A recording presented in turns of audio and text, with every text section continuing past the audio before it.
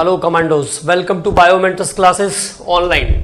और Daniell cell के बारे में हम लोगों ने बात किया, मतलब दोनों टाइप के सेल जो थे, इलेक्ट्रोलाइटिक सेल और इलेक्ट्रोकेमिकल सेल, दोनों को हमने पढ़ लिया।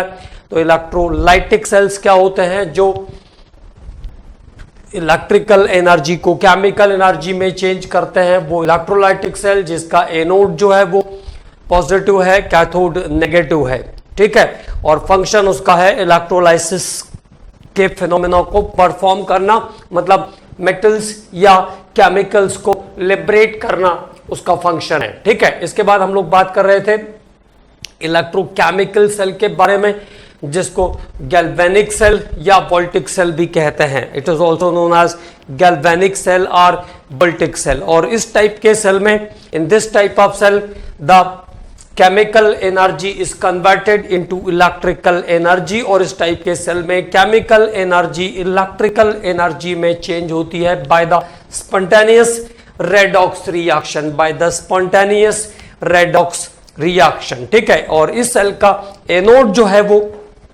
नेगेटिव होता है, कैथोड इसका पॉजिटिव होता है।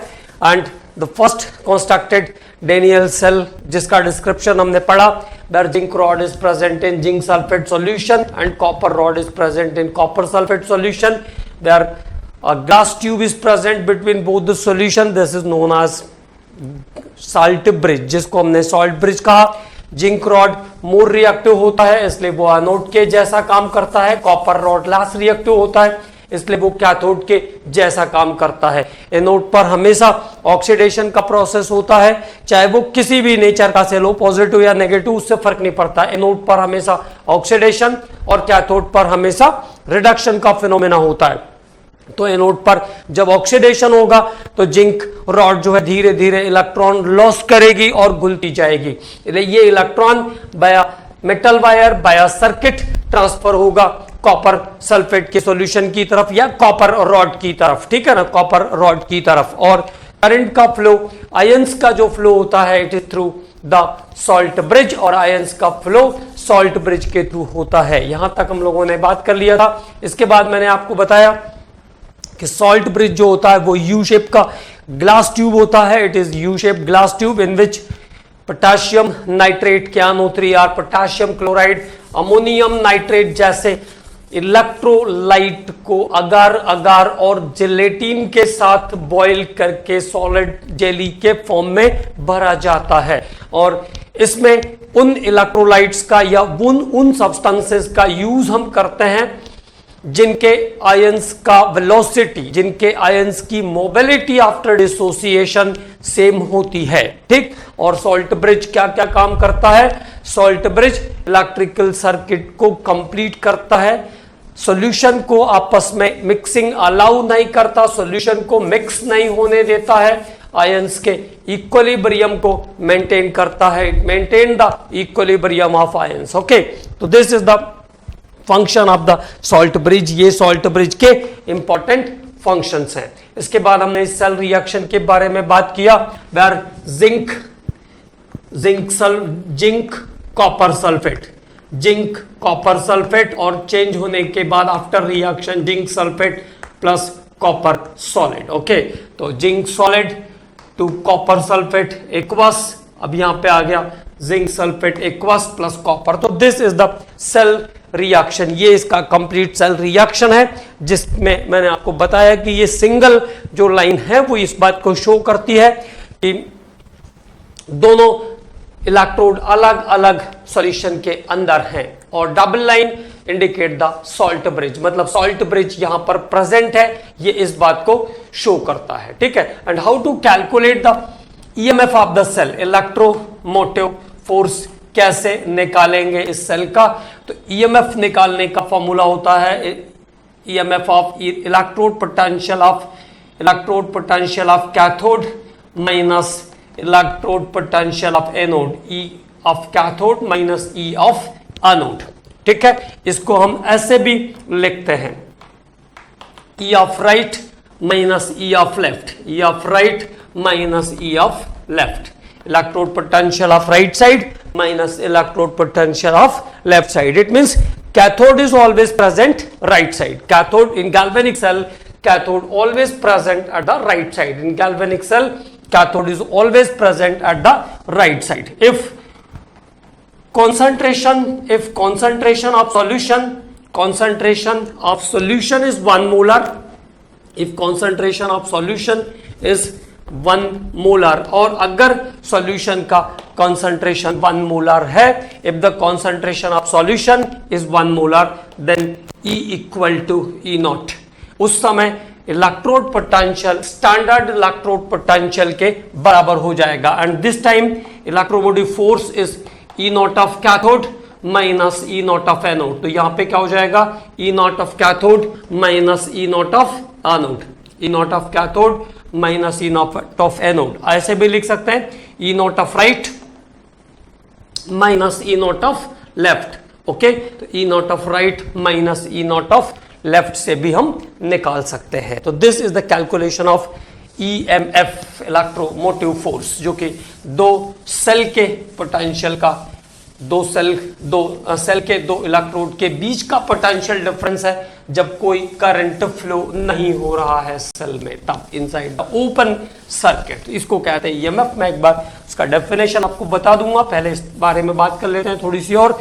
तो E naught of cathode minus E naught of anode when the solution is 1 molar. तो जब सॉल्यूशन 1 मोलार कंसंट्रेशन का होगा तो फॉर्मूला क्या हो जाएगा, E naught of right minus E naught of left, और E naught of right E naught of cathode minus E naught of anode. और क्या ध्यान रखना है, EMF of galvanic cell, EMF of galvanic cell, और किसी भी गैल्वेनिक सेल का EMF of galvanic cell is always positive, always positive. किसी भी गैल्वेनिक सेल का EMF हमेशा कैसा आना चाहिए, पॉजिटिव आना चाहिए, तभी वो सेल वर्क करेगा. EMF of galvanic cell is always positive.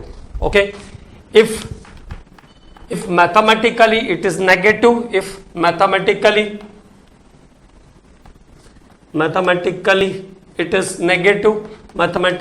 it is negative, अगर गणितीय रूप से यह ऋणात्मक आ रहा है, mathematically it is negative, the cell is not work.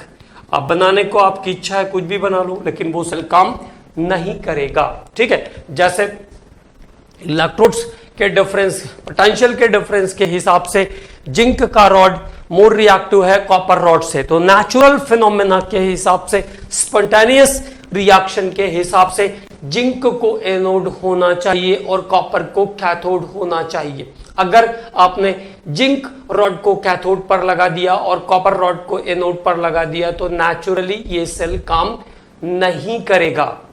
ठीक है, मतलब प्राकृतिक रूप से काम नहीं करेगा. जैसे सिंपल सी बात है, अगर किसी भी चीज को आप, एक बाल्टी पानी है आपके पास, उसको आप नीचे रख दीजिए और दूसरे मंजिल पर चले जाइए और वहां से उसको बोलिए कि आ जाओ, तो आएगा क्या, नहीं आएगा. तो स्पॉन्टेनियसली वो पॉसिबल नहीं है. अगर पानी आपको ऊपर लिफ्ट करना है तो आपको मोटर चलाना पड़ेगा या आपको हाथ से लेके जाना पड़ेगा, लेकिन अगर नीचे गिराना है तो आराम से आप फेंक दीजिए, नीचे अपने आप गिर जाएगा. तो this is spontaneous and non spontaneous. Okay, तो क्या इंपॉर्टेंट बात ध्यान रखना है, पहले हम लोगों ने उसके बारे में बात कर लिया.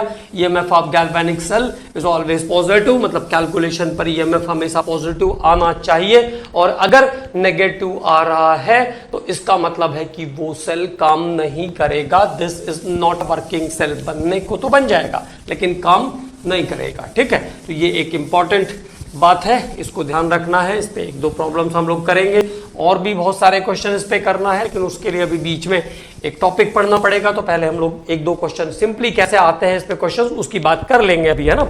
ठीक है, तो चलिए एक बार EMF को डिफाइन कर देता हूं मैं आपको, ताकि इससे आपको प्रॉब्लम ना हो. तो EMF इलेक्ट्रोमोटिव फोर्स क्या होता है, तो it is the potential difference, it is the potential difference, it is the potential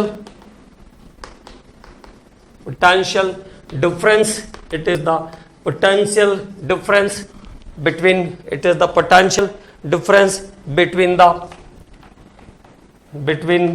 the two electrode of the cell, between the two electrode of the cell, मतलब cathode और anode, जैसा हम लोग उसका डेफिनेशन लिख रहे थे, E cathode minus E anode, like this. तो it is the potential difference between the two electrode of the cell,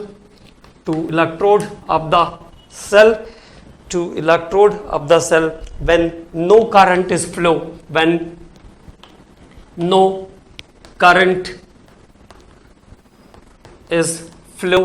no current is flow from circuit, जब सर्किट से कोई करंट नहीं फ्लो हो रहा है, उस समय E naught of cathode and E naught of anode, या दो सेल के इलेक्ट्रोड्स के बीच का जो पोटेंशियल डिफरेंस होगा उसको कहेंगे ईएमएफ, इलेक्ट्रोमोटिव फोर्स. हिंदी में कहते हैं इसको विद्युत वाहक बल. ओके, तो it is the potential difference between the two electrodes of the cell when no current is flow from the circuit. Okay, और ये मैंने आपको बताया था कि ये जो सिचुएशन है it is an open circuit, ये एक ओपन सर्किट की बात होती है. ठीक है, तो it is the definition of the EMF. कभी कभी बच्चों को कंफ्यूजन होता है इसलिए बता दिया, ईएमएफ ध्यान रखना. वैसे ये सब फिजिक्स का पोर्शन है तो अपने आप ही आएगा, कोई टेंशन लेने की जरूरत है नहीं. ठीक है, तो इट इज अबाउट ईएमएफ. अब एक दो क्वेश्चंस जो मैं कह रहा था कि सिंपली एक दो क्वेश्चन के बारे में हम लोग बात कर लेते हैं, कैसे क्वेश्चन आते हैं इस पे, और भी बहुत सारे प्रॉब्लम्स इस पे करने हैं. ठीक है, तो चलिए एक क्वेश्चन देखते हैं. Calculate EMF of the cell. Calculate EMF of the cell. Cell का ईएमएफ निकालना है.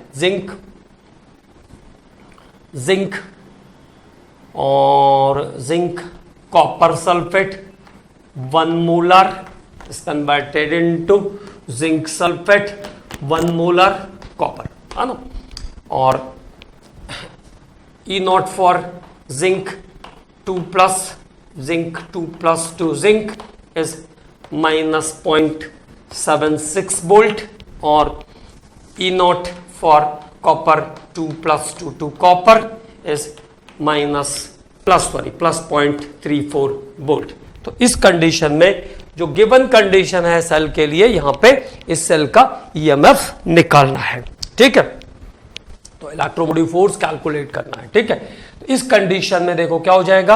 अब आपको देखो क्यों केवल एक बात अभी आइडेंटिफाई करना है, वो ये है कि जो लेस वैल्यू है, लेस वैल्यू इज हियर -0.76, वो उसको एनोड के जैसा होना चाहिए. It is as a anode. देखो जिंक कॉपर सल्फेट, तो जिंक 0, यहां पे कॉपर +2, यहां पे आया तो जिंक +2 और कॉपर 0.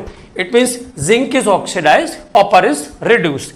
तो जिंक और कॉपर सल्फेट का जो सेल का सिस्टम है उसमें जिंक को ऑक्सीडाइज होना चाहिए और कॉपर को रिड्यूस होना चाहिए. इसका मतलब है ये सेल सही सेट किया हुआ है. ठीक है, zinc rod is act as a anode and copper rod is act as a cathode. यही बात हमको पहचानना पड़ता है. ठीक, तो अब अगर आप सेल पहचानते हो तो फिर कुछ नहीं करना है. EMF equal to E naught of cathode, क्योंकि 1 मोलर है, cathode minus E naught of anode. ये सिंपली फॉर्मूला एप्लीकेबल हो जाएगा इसका. ठीक है, तो EMF equal to E naught of cathode minus E naught of anode. Cathode कितना है +0.34 वोल्ट, माइनस तो माइनस कैसा हो जाएगा +0.76 वोल्ट. तो ईएमएफ की वैल्यू कितनी आ जाएगी 1.1 वोल्ट. ठीक, तो for this cell EMF equal to 1.1 volt. इस सेल का ईएमएफ कितना आ जाएगा 1.1 वोल्ट आ जाएगा. ठीक है, तो for this particular cell the value of electromotive force is in the condition of no current change is 1.1 volt. ठीक है, ये हो गया आपका एक सेल. अब दूसरा सेल देखिए, एक और सेल की बात करते हैं. Calculate EMF of the cell. Calculate EMF of the cell. इस सेल का ईएमएफ आपको निकालना है.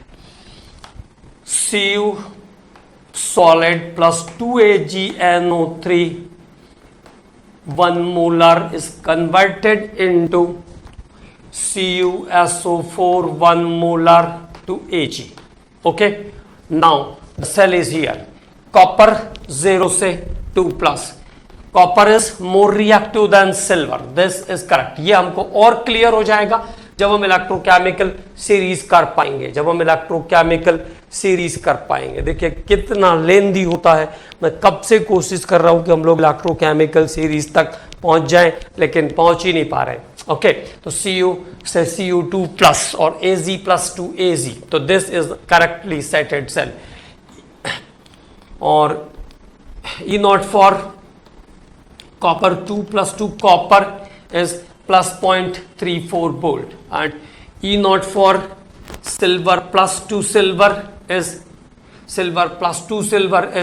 plus 0.80 volt. Now EMF is to be calculated. तो सेल सही सेट है अगर, तो EMF इक्वल टू हो जाएगा E naught of cathode minus E naught of anode. E naught of cathode minus E naught of anode is the formula. Okay, now so it is E naught of cathode minus anode. तो cathode is what here? जो less reactive है वो cathode. Less reactive it means more the value numerically, जिसका E0 ज्यादा है वो cathode है। तो plus 0.80 minus 0.34 minus 0.34 for minus 0.34 for copper, है ना। अब टोटल जो आ जाएगा आपका आ गया 10 में से 4 सब्सट्रैक्ट हो गया, तो आ गया 6, यहाँ से 7 और 3, तो 7 में से 3 गया तो 4 आ गया, तो 0.46 volt. 0.46 volt is the answer. तो this is the EMF of this galvanic cell. ये इस गैल्वेनिक सेल का ईएमएफ है। तो सेल का ईएमएफ हमेशा पॉजिटिव आना चाहिए, उसके वर्किंग के लिए ये बात ध्यान रखना है। Anode less value, cathode more value. अगर उल्टा सेट करने की कोशिश करेंगे तो वो सेल काम नहीं करेगा, and that in that condition the EMF is negative. वो समय ईएमएफ कैसा आ जाएगा? नेगेटिव आ जाएगा। मैं एक सेल आपको सेट करके शो कर देता हूं, है ना। जैसा मैंने कहा iron solid plus zinc sulphate, iron solid plus zinc sulfate 1 molar is give FeSO4 1 molar to zinc. There is a cell. Okay. Now देखो यहाँ पे अब आपको क्या देखना है, आयरन 0 से कहाँ जा रहा है? प्लस पर जा रहा है। इट मीन्स ये कैसा काम कर रहा है? एनोड के जैसा। ऑक्सीडेशन हुआ ना, तो एनोड के जैसा काम कर रहा है। अगर एनोड के जैसा काम कर रहा है तो क्या होना चाहिए? Less the E not value, उसका E नॉट का वैल्यू कम होना चाहिए, उसका E नॉट का वैल्यू कम होना चाहिए, प्रैक्टिकली कम होना चाहिए। ठीक, ये मैंने आपके लिए इंडिकेट किया ताकि ये ध्यान रहे कि किस कंडीशन पे क्या ध्यान रखना है। अब देखो, अब E naught zinc plus 2 to zinc के लिए E नॉट का वैल्यू है minus 0.76 volt, and iron 2 plus 2 iron के लिए E नॉट का वैल्यू है माइनस 0.44 वोल्ट। तो ज्यादा वैल्यू कौन सी है? ज्यादा वैल्यू ये वाली है, लेकिन अभी तो कुछ नहीं कर सकते, इसको एनोड बनाया है सेल में, तो हमको क्या निकालना है? ईएमएफ निकालना है। तो ईएमएफ इक्वल टू हो जाएगा ई नॉट ऑफ कैथोड। कैथोड इस बार किसको बनाया? ये +2 पे था, +2 से कहां जा रहा है? 0 पे जा रहा है, तो इसको कैथोड बनाया, मतलब माइनस 0.76 को। और एनोड किसको बनाया? माइनस 0.44 को, जो वैल्यू बड़ी थी उसको एनोड बनाया, उल्टा सेट करने की कोशिश की। तो माइनस माइनस प्लस 0.44 प्लस 0.44, तो कितना आ जाएगा? ये आ गया 6 से 4 सब्सट्रैक्ट हुआ तो 2, और 7 से 4 सब्सट्रैक्ट हुआ तो 3, तो minus 0.32 volt, minus 0.32 volt. It means this cell is not work. This cell is not work. तो ये सेल एक वर्किंग सेल नहीं होगा। This cell is not work. Okay?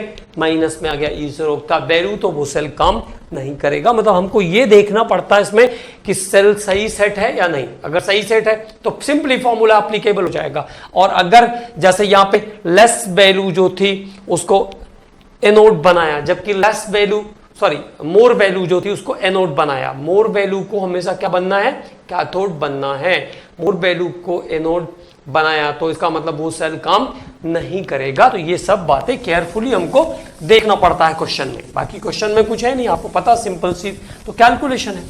ठीक है, अब इसके बाद हम लोग अब बात करेंगे फाइनली इलेक्ट्रोकेमिकल सीरीज के बारे में। तो देखिए कल हमने बात किया था आपसे स्टैंडर्ड इलेक्ट्रोड पोटेंशियल के बारे में। तो स्टैंडर्ड इलेक्ट्रोड पोटेंशियल हाइड्रोजन का SHE 1 molar hydrogen ion concentration के अंदर जब प्लैटिनम फाइनली डिवाइडेड प्लैटिनम को रखा जाता है तब 25 डिग्री सेंटीग्रेड और 1 एटमॉस्फेरिक प्रेशर पर उसका पोटेंशियल डिफरेंस 0 रहता है, जिससे हम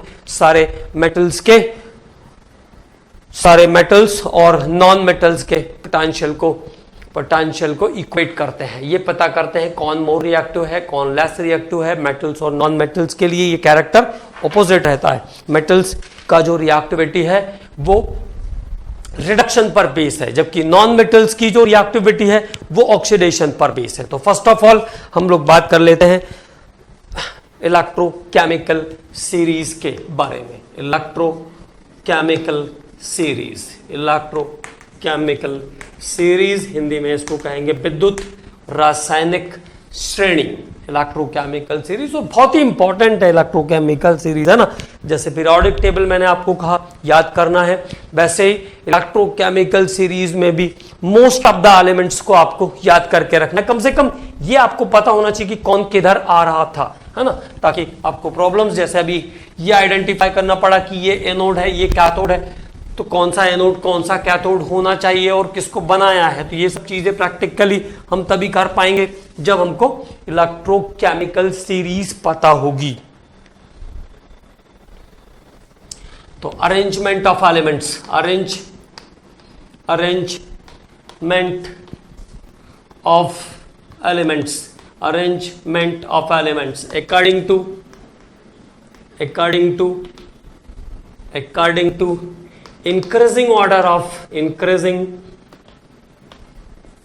increasing arrangement of elements, according to increasing order of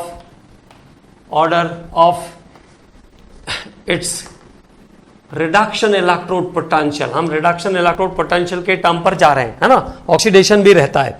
तो arrangement of element according to increasing order of its reduction electrode potential. ठीक है, तो हर एलिमेंट को उसके रिडक्शन पोटेंशियल के इंक्रीजिंग ऑर्डर के बेस पर, मतलब लो रिडक्शन पोटेंशियल से हाई रिडक्शन पोटेंशियल की तरफ अरेंज करने वाले हैं by its cell reaction, by its half cell reaction, जिसका इंडिविजुअल एलिमेंट का एक इलेक्ट्रोड का जो सेल रिएक्शन है उसकी बात करेंगे, that is known as half cell reaction. तो ठीक है, बात कर लेते हैं। लिथियम प्लस, एक इलेक्ट्रॉन अगर मिल जाए लिथियम को तो यह आ जाएगा लिथियम में, है ना, और इसका ई नॉट का वैल्यू वोल्ट्स में रहेगा, ये ध्यान रखना है। It is -3.05 volt, -3.05 volt, strongest reducing agent, and this one is the strongest reducing agent. तो अब देखिए यहां से आपको फैक्ट्स की क्लियरिटी पता चलना शुरू हो जाएगी। स्ट्रॉन्गेस्ट रिड्यूसिंग एजेंट होता है लिथियम, ठीक है, और मेटल्स में अभी सबसे ज्यादा रिएक्टिव रहेगा, more reactive, strongest reducing agent. So presently we are working about the lithium cell, इसलिए हम लोग अभी बहुत सारा काम कर रहे हैं लिथियम सेल के ऊपर। ठीक, तो लिथियम के बाद पोटाशियम के plus electron, potassium that is -2.92, -2.92, 93 भी कुछ बुक्स में है ना, कोई फर्क नहीं पड़ता उससे।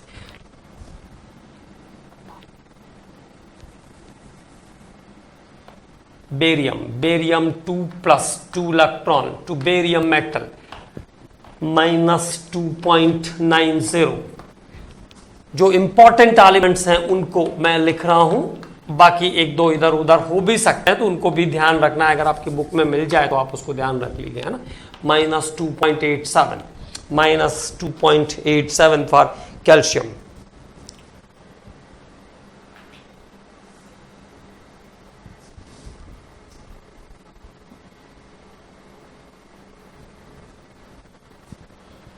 तो ये आ गया आपका बेरियम, बेरियम के बाद आ गया calcium. Sodium Na+ electron, sodium metal -2.71। Magnesium 2+ takes 2 electron to reduce into magnesium -2.37 for magnesium। तो देखो यहां से यहां तक के जितने मेटल्स हैं, और भी इसमें मेटल्स होंगे, सीजियम मैंने नहीं लिखा है, सीजियम होगा, रुबिडियम होगा, वो सब इसी रेंज में आते हैं। तो it is the more electronegative, it is negative potential, high negative potential. और नेगेटिव 2 वोल्ट से जिसका कम नेगेटिव पोटेंशियल होता है वो सब हाई इलेक्ट्रोपॉजिटिव मेटल्स की कैटेगरी में आते हैं। And these metals are able to displace the hydrogen from cold solution of water. ये सभी metal cold solution of water से हाइड्रोजन को डिस्प्लेस करते हैं। तो एक पॉइंट ध्यान रखना है, हाई इलेक्ट्रोपॉजिटिव मेटल्स, ये सब हाई इलेक्ट्रोपॉजिटिव मेटल्स की कैटेगरी में आते हैं, जिनका भी E0 का वैल्यू 2 वोल्ट से -2 वोल्ट से कम होगा, less value as compared to -2 volt is the high electropositive metals, है ना। अब बात करते हैं दूसरे हिस्से पर। तो एल्यूमिनियम 3++3 इलेक्ट्रॉन से ये आ जाएगा एल्यूमिनियम पर, और E0 का वैल्यू है एल्यूमिनियम के लिए -1.66। Manganese Mn2++2 electron, it is Mn -1.25, manganese -1.25। Manganese के बाद zinc Zn 2++2 electron, it gives Zn -0.76 volt, -0.76 volt. Iron Fe2+, ध्यान रखेंगे 2+2 electron to iron 0, iron Fe0, है ना, -0.44 volt, -0.44 volt, it is up to -0.44 volt. और water के लिए H2O+ electron, 2H2O+ electron, तो यहां से आ जाएगा O2 + H2, O2 + H2, O2 H2 + OH minus, H2 + OH minus, H2 + OH minus, H2 + OH minus, तो कितने 4 हैं, 2 OH माइनस, -0.41 वोल्ट। डबल के लिए रहती है तो 82 रहेगी, सिंगल वाटर के लिए रहती है तो 0.41 वोल्ट, 0.41 वोल्ट फॉर वाटर। ध्यान रखेंगे, बहुत इंपॉर्टेंट वैल्यू है ये, वाटर के लिए बहुत इंपॉर्टेंट वैल्यू है, ठीक है। तो अब वाटर से ऊपर वाले जो मेटल हैं, मतलब वाटर तक के जो मेटल 0.41 वोल्ट तक के जो मेटल हैं, it is able to displace the hydrogen from water, it is able to displace the hydrogen from water, may be cold और हॉट, डिस्प्लेस तो करेंगे, ठीक। यहां वाले कोल्ड तक से कर सकते हैं, और ये जो 1.66 से लेकर के 0.44 तक है, 1.66 से -0.44 तक, this is called moderate electropositive metal. इनको हम कहते हैं moderate electropositive metals, it is moderate electropositive metals. फिर से एक बार पहले वैल्यूज के बारे में बात करते हैं। या तो हो गया वाटर के लिए, वाटर के बाद cadmium Cd2+2 electron to give cadmium -0.40 volt, cadmium. Cobalt CO2++2 electron, तो it gives cobalt -0.28 volt. Nickel 2++2 electron, it gives निकल, तो निकल पहुंच जाएगा Na+2 टू निकल, Na+2 टू निकल -0.25 volt, -0.25 volt. 10 Sn2 plus 2 electron to Sn, Sn2+ is the reducing agent। देखो Sn+2 reducing agent जैसा काम करता है। Sn+2 2 इलेक्ट्रॉन लेगा और Sn में पहुंच गया -0.14 वोल्ट। Sn के बाद Pb2 plus 2 electron, it is converted into Pb -0.12 volt, -0.12 volt। So this is the metals, -0.12 volt तक आ गया है। अब मेटल्स के लिए हमने रिडक्शन की वैल्यूज लिख लिया है। अब आगे के और एलिमेंट्स के बारे में बात करते हैं। इसमें बहुत सारे एलिमेंट्स के डिटेलिंग को हमको ध्यान रखना है, ठीक है। अब आगे बात करते हैं। Pb के बाद आएगा hydrogen 2H plus 2 electron, it gives H2। ये है आपका standard hydrogen electrode 0.00 volt. This is 0.00 volt की वैल्यू यहाँ पे, ठीक है ना। 0.00 volt is the E0 value for hydrogen as compared to H1 molar H plus ion solution with platinum rod। okay, so there is the hydrogen 00 volt पर है H2। इसके बाद शुरू होते हैं पॉजिटिव चार्ज मेटल्स। अब इसके बाद पॉजिटिव पोटेंशियल वाले मेटल जिनका इलेक्ट्रोड पोटेंशियल पॉजिटिव में है, मतलब वो वाटर से हाइड्रोजन को डिस्प्लेस नहीं कर पाएंगे। तो अब आएगा copper Cu2 plus 2 electron, it gives copper +0.34 volt, copper +0.34 volt. Copper के बाद आएगा iodine I2 plus 2 electron is 2I minus +0.54 I2 के लिए पोटेंशियल +0.54।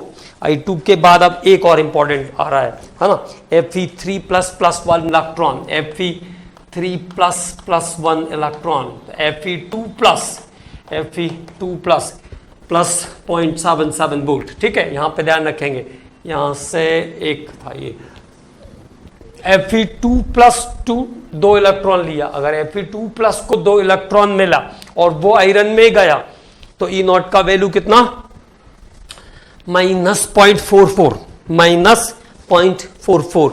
और जब भी Fe3+ को एक इलेक्ट्रॉन देख करके, मतलब ferrous to iron ground state -0.44 और फेरिक टू फेरस +0.77 वोल्ट। कभी कभी डायरेक्टली क्वेश्चन भी आता है, तो अगर वैल्यूज याद होगी कि आयरन 3+ से आयरन 2+ पर जाना है तो कितना पोटेंशियल चेंज होगा। हालांकि इसको निकालने का फॉर्मूला है, लेकिन अगर डायरेक्टली ध्यान होगा तो +0.77 वोल्ट सीधे आंसर आ जाएगा। ओके, तो iron 3+2 iron +0.77 volt. Now Ag2+ mercuric, Ag2+ +2 electron to mercury +0.79 volt. Ag+ electron, मतलब Ag जो है वो कॉपर से वीक रिड्यूसिंग एजेंट है। कॉपर स्ट्रॉन्ग रिड्यूसिंग एजेंट है एज कंपेयर टू सिल्वर, लेकिन सिल्वर स्ट्रॉन्ग ऑक्सीडाइजिंग एजेंट है एज कंपेयर टू कॉपर। देखिए, copper is the strong reducing agent as compared to silver, less value more powerful reducing agent. तो copper strong reducing agent है as compared to silver, क्योंकि बहुत सारे reaction में silver copper use होता है, इसलिए मैंने इसको थोड़ा सा आपको ध्यान दिलाने की मेरी इच्छा हो रही थी ना।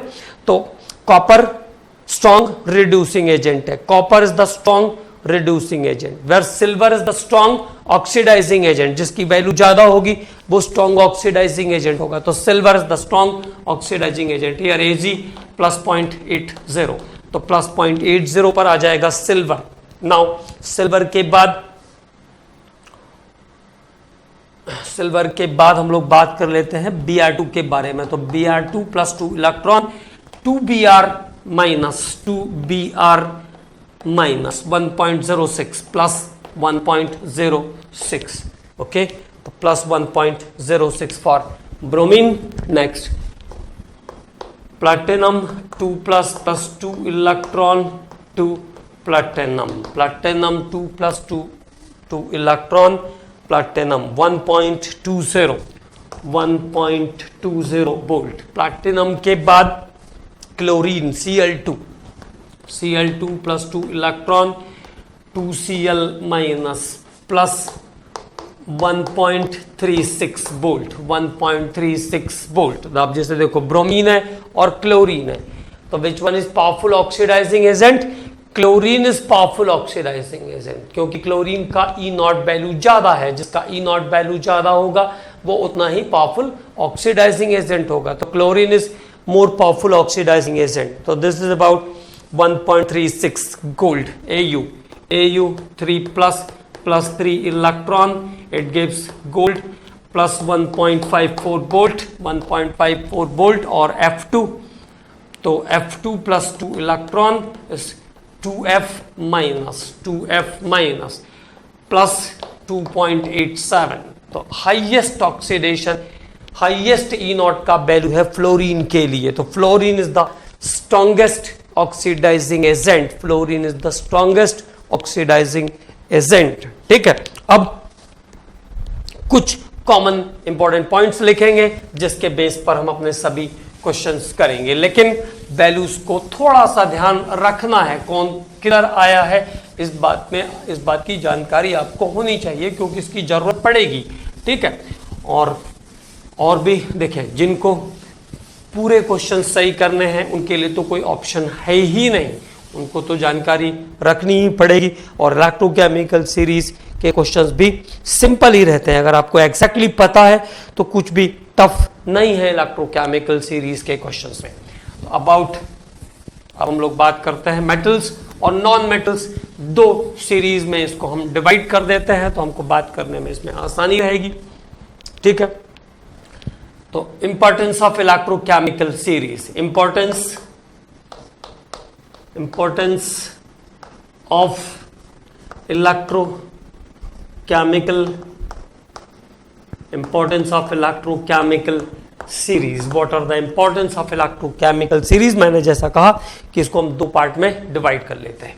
फॉर मेटल्स, तो मेटल्स के लिए क्या क्या बातें ध्यान रखना है? For metals, number 1, less the E0 value. Less the E0 कहने का मतलब है standard reduction electrode potential. Metal के लिए इसका मीनिंग है standard reduction electrode potential. Less the E0 value, standard reduction electrode potential, मानक अपचयन विभव.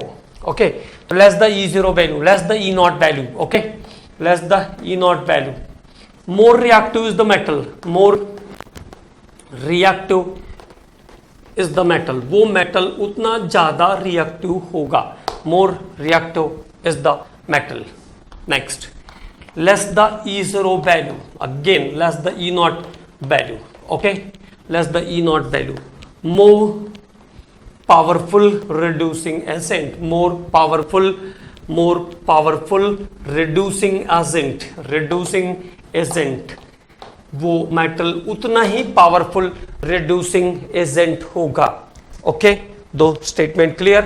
Less the E0 value, more reactivity is the metal, more reactive is the metal, less the E0 value, more powerful is the reducing agent. metal उतना ही ज्यादा powerful reducing agent होगा, या element उतना ही ज्यादा powerful reducing agent होगा. okay, when value of E0 is less than minus 2 volt, minus 2 volt, it is strong electropositive metals. Strong electropositive metal. Okay, तो ये condition है स्ट्रॉन्ग इलेक्ट्रोपॉजिटिव मेटल्स की. जिसके लिए ई नॉट का वैल्यू -2 वोल्ट से कम होगा, लेस देन -2 वोल्ट। मतलब मैग्नीशियम से ऊपर जो हमने वैल्यूज इंक्लूड किए उसमें मैग्नीशियम से ऊपर वाले जितने हैं, when value of E not is less than -2 volt it is strong electropositive metals and such metals are able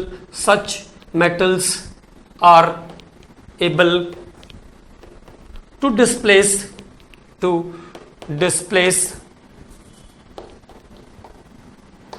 such metals are able to displace hydrogen from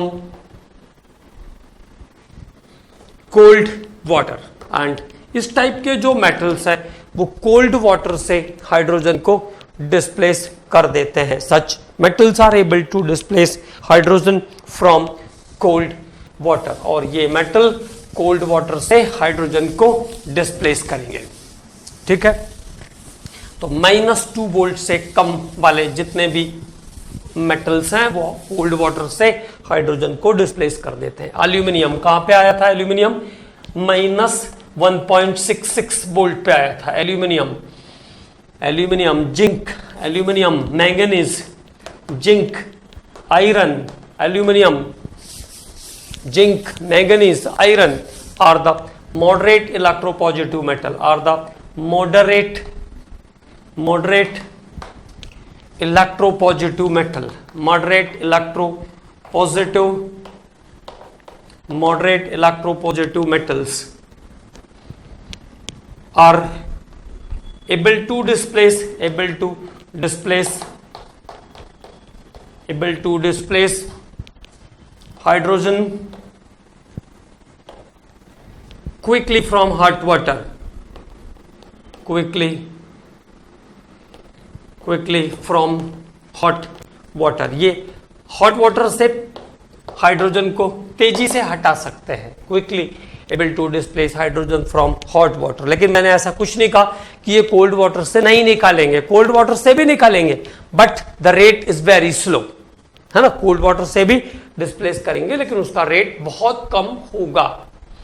hot water होगा तो तेजी से निकालेंगे, ठीक है ना। इसीलिए क्वेश्चन आता है कि एल्यूमिनियम के जो कंटेनर हैं उसमें कभी भी फूड को कुक नहीं करना चाहिए। Don't cook your food in aluminium container, क्योंकि अगर आप एल्यूमिनियम के बर्तन में पानी उबालोगे तो एल्यूमिनियम हाइड्रोक्साइड आपके खाने के साथ अंदर जाएगा and it causes the Alzheimer's. और इसके एल्यूमिनियम हाइड्रोक्साइड के बढ़ने के कारण बॉडी में अल्जाइमर्स नाम का डिसीज होता है, अल्जाइमर्स, ठीक है। और which is the in old age permanent loss of memory, और ओल्ड एज में उसका इफेक्ट दिखता है in form of permanent loss of memory. Okay, Alzheimer's से बचने के लिए एल्यूमिनियम के बर्तन में खाना नहीं खाना चाहिए, नहीं बनाना चाहिए और खाना भी नहीं चाहिए, ठीक है। और मोस्टली जो मेंटल रिटार्डनेस की प्रॉब्लम होती है, बहुत सारे लोग ऐसा कहते हैं ये चीज़ याद नहीं हो रहा है, ये नहीं हो रहा, दिस इज ड्यू टू, क्योंकि हमारे यहाँ पे ये बहुत कॉमन है, एल्यूमिनियम के कंटेनर में मोस्टली लोग खाना बनाते हैं, ठीक है। तो आगे बात करते हैं इसके बाद। तो अगली बात, metals have E naught value is less than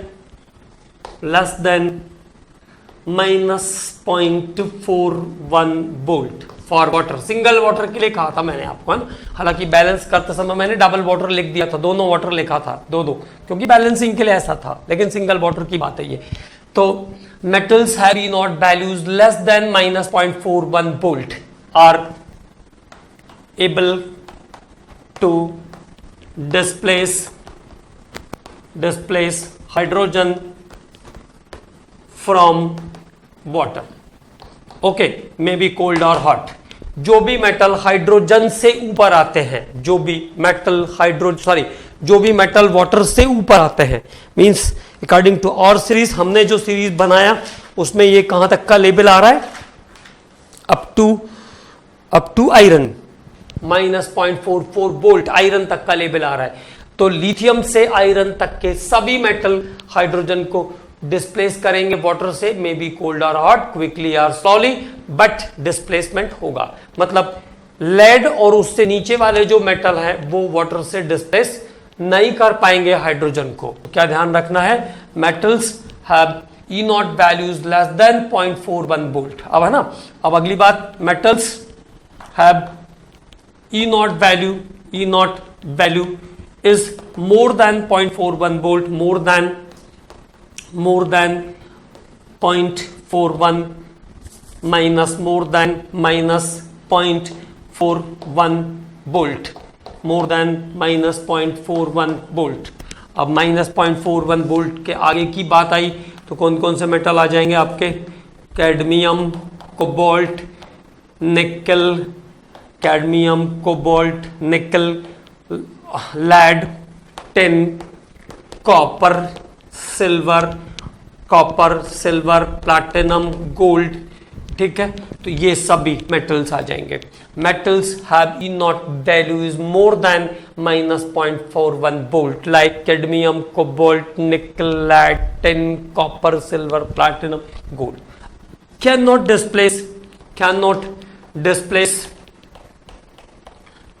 displace hydrogen from